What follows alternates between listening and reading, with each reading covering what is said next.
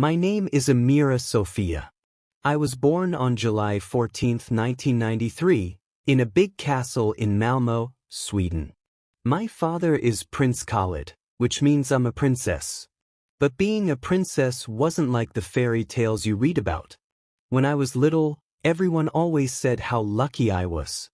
Every morning, servants would come to my room. They would dress me in expensive clothes made of silk and velvet.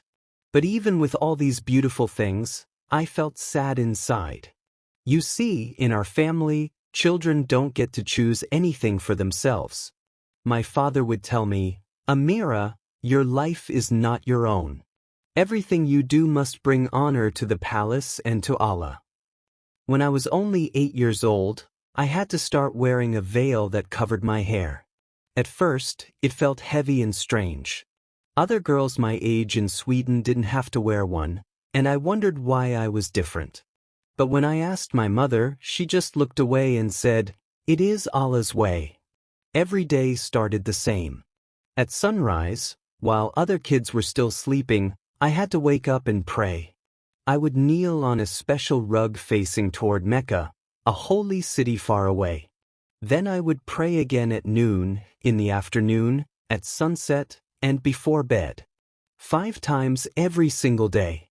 My tutor, Mr. Hassan, was a strict old man with a long gray beard. He taught me to memorize the Quran, which is the holy book of Islam. "A princess must be perfect," he would say with face full of expectations. One day when I was 12, I asked him, "Why must we fear Allah so much? If Allah loves us, why should we be afraid?" Mr. Hassan's face turned red with anger. "Never question what is holy," he shouted. "A good Muslim girl obeys without asking why." That night, I cried feeling empty and alone, even in a castle full of people. Years passed like this. When I turned 17, something happened that changed everything. It was a cold winter evening in February. Snow was falling outside, covering our gardens in white. I was in the library reading when my father called me to his office. His office was more of palace extension, with tall bookshelves and paintings of our ancestors on the walls. "Amira," he said in his deep, serious voice, "sit down." I sat in the big leather chair across from his desk.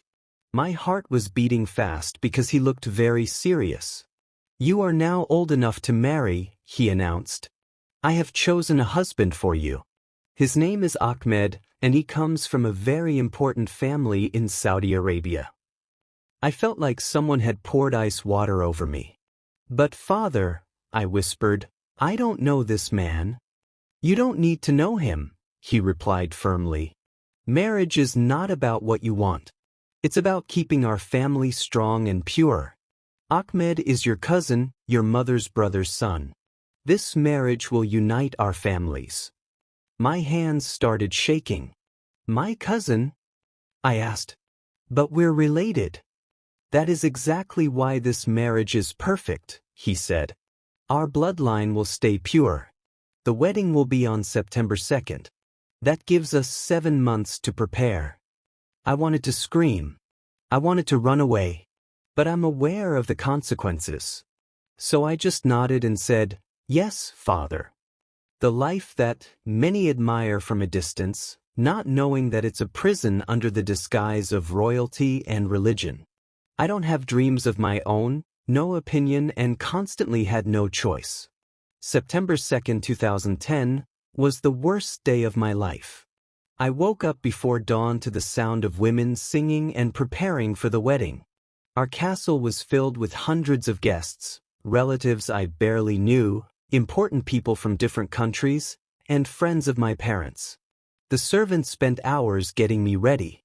They put makeup on my face, painted my hands with beautiful designs called henna, and dressed me in the heaviest wedding dress I had ever seen.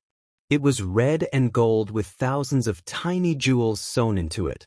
When I looked in the mirror, I didn't recognize myself. The girl looking back at me looked like a doll, beautiful but empty inside. Downstairs, the wedding hall was decorated with thousands of red roses. Musicians played traditional songs while women danced and clapped their hands. Everyone looked happy except me. I had only met Ahmed 3 times before the wedding. He was 28 years old, 11 years older than me. He had a thick black mustache and always wore expensive suits.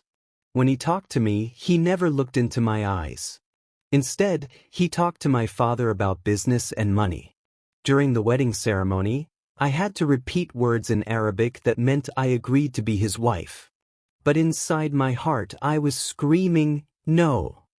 The Imam, who is like a priest in Islam, read verses from the Quran about how wives must obey their husbands.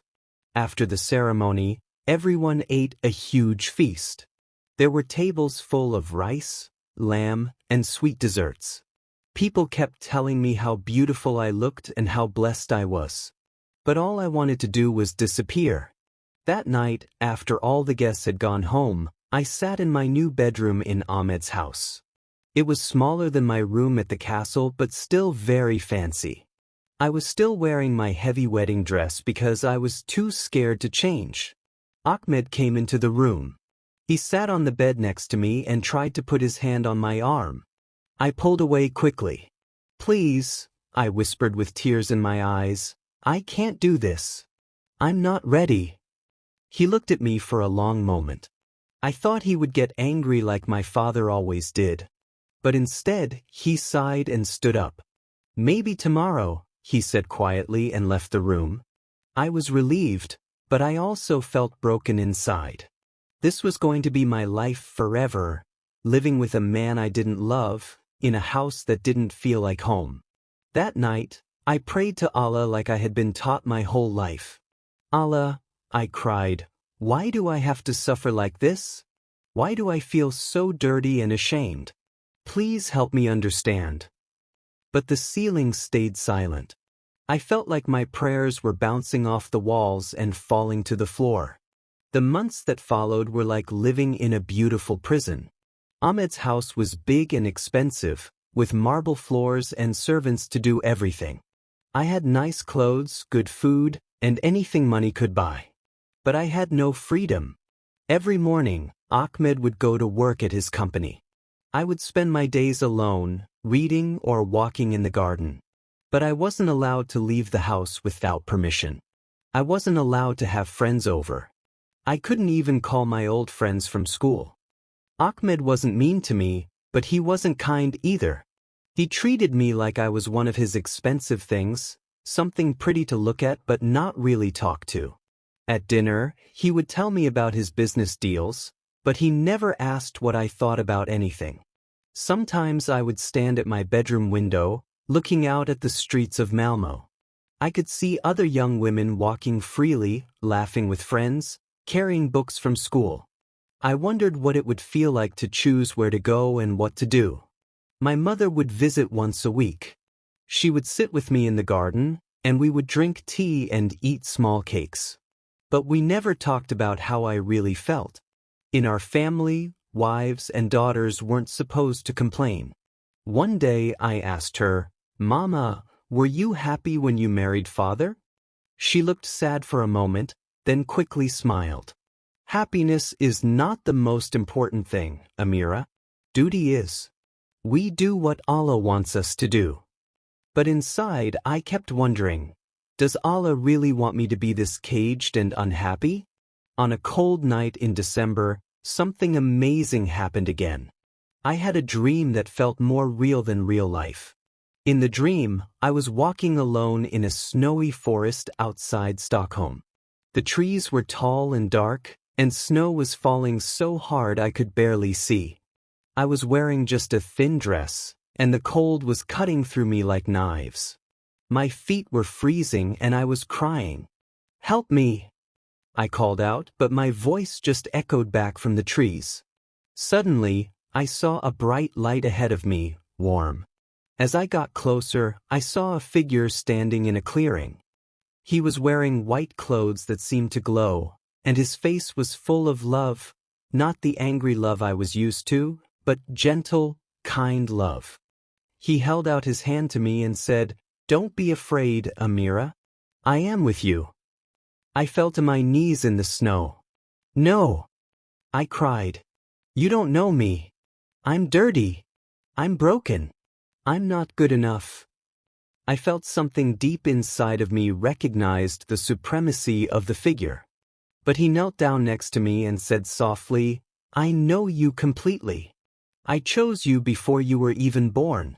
You belong to me. When he touched my hand, all the cold went away. I felt warm and safe for the first time in my life, like a heavy load moved out of my chest.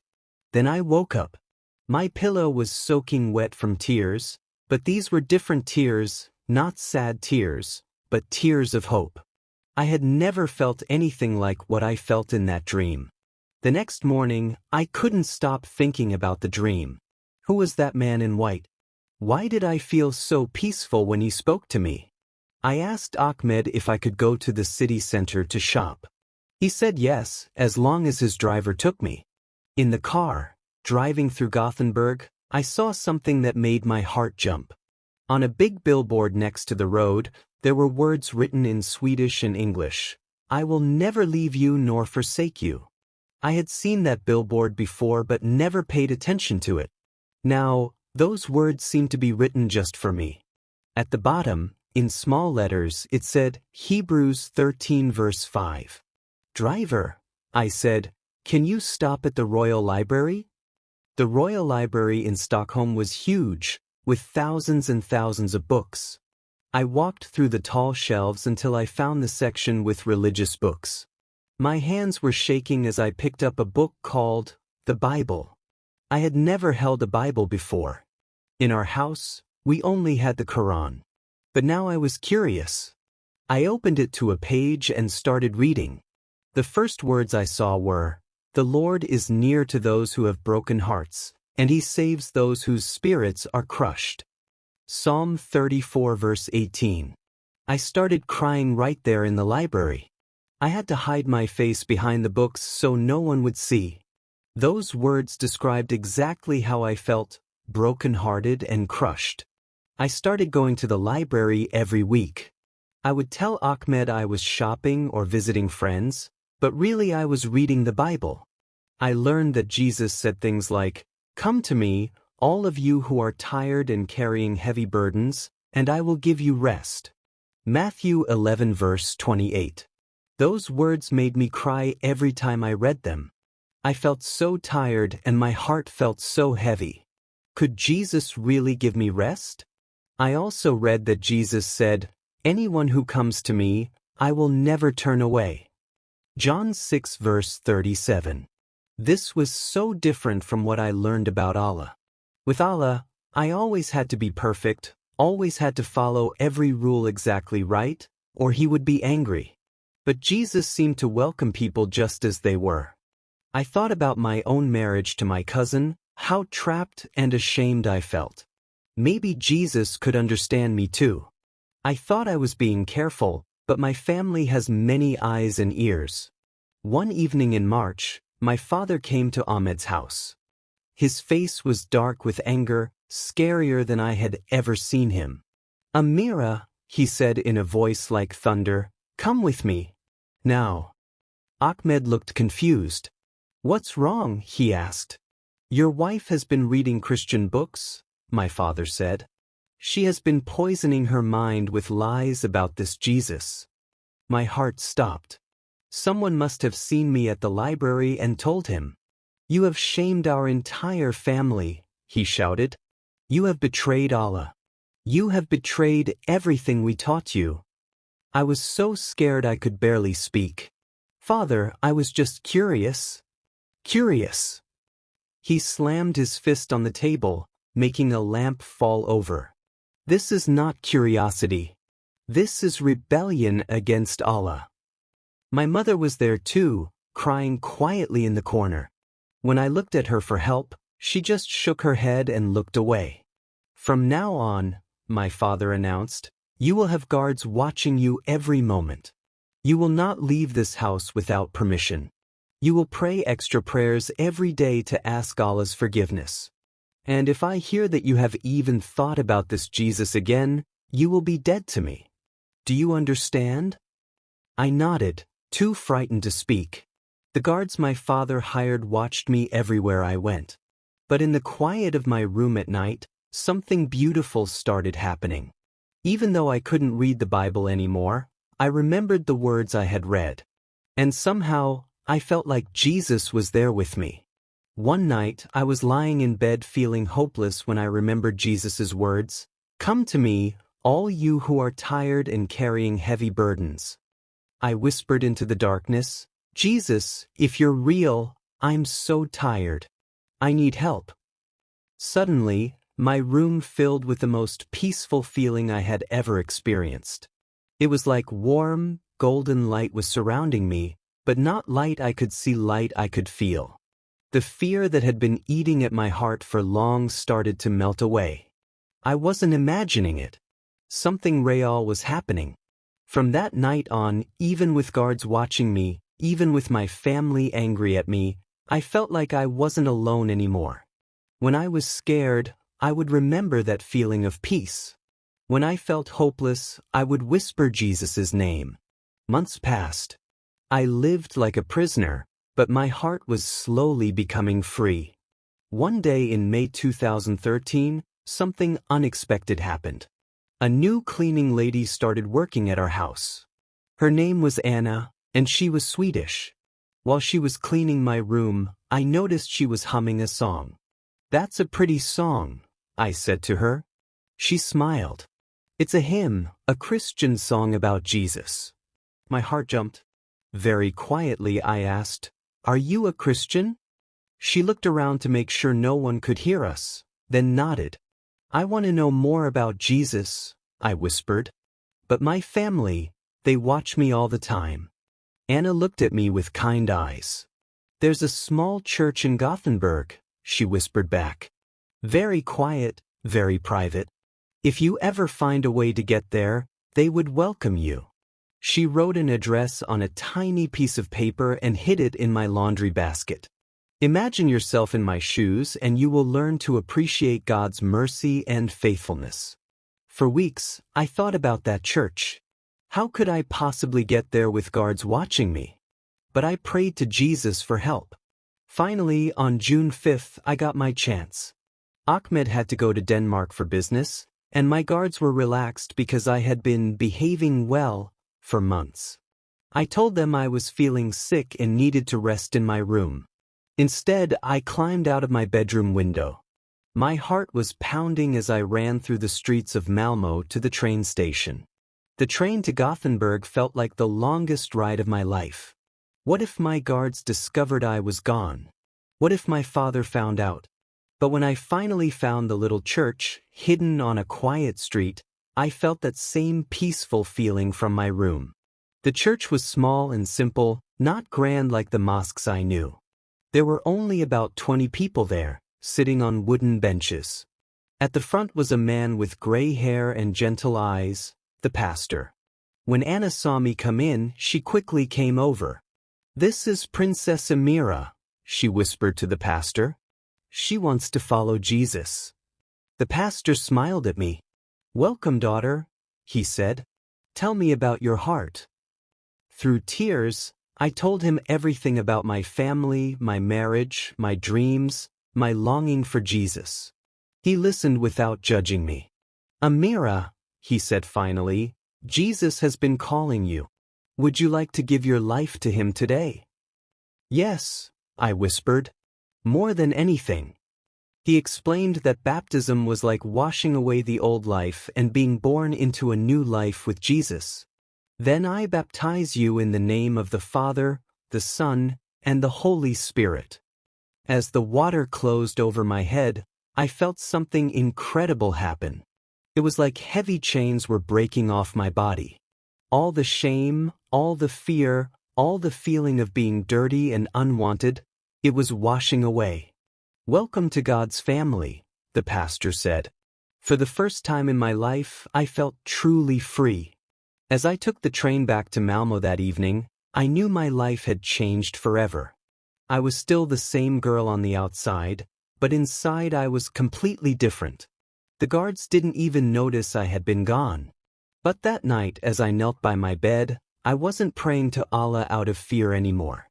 I was talking to Jesus, my friend and Savior, with love and joy. I knew there would be hard times ahead. My family would never understand. I might lose everything. But I had found something more valuable than all the gold and jewels in our castle. I had found freedom. I had found love. I had found Jesus. And I knew that no matter what happened, He would never leave me or forsake me, just like that billboard had promised. Today, I want to tell anyone who reads my story this. If you feel trapped, if you feel unloved, if you think you're too broken or too dirty for God to care about you, you're wrong.